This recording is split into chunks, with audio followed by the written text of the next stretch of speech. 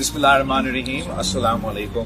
मेरे गिलगित बल्तिस्तान के भाइयों बहनों, पाकिस्तान पीपल्स पार्टी 3 नस्लों से आपके हक हाकमियत के लिए जिद्दोजहद करती आ रही है। कायदे अवाम शहीद ज़ुल्फ़िकार अली भुट्टो ने FCR का निज़ाम का खात्मा किया, राजशाही निज़ाम का खात्मा किया, सब्सिडी दिलवाई।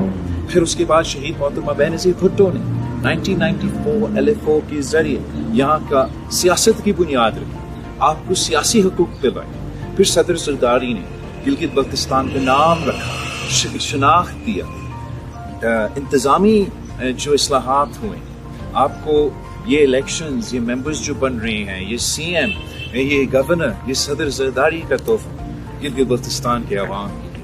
और अब मैंने और आपने, नया नस्ल ने जिद्दोजहद करना है। 7 जून को तीर पे मोहर लगाए, पाकिस्तान पीपल्स पार्टी को कामयाब करे, और ताकि मैं इस्लामाबाद जाके ये बता सकूं कि ये पूरा गिलगित बल्तिस्तान का मुतालबा है, वो हाकमियत चाहते हैं, वो अपने आईनी हकूक चाहते हैं, जो 18वीं तरमीम का तहफ़्फ़ुज़ पाकिस्तान पीपल्स पार्टी ने बाकी सूबों को दिए हैं, वो हम गिलगित बल्तिस्तान को भी देना चाहते हैं।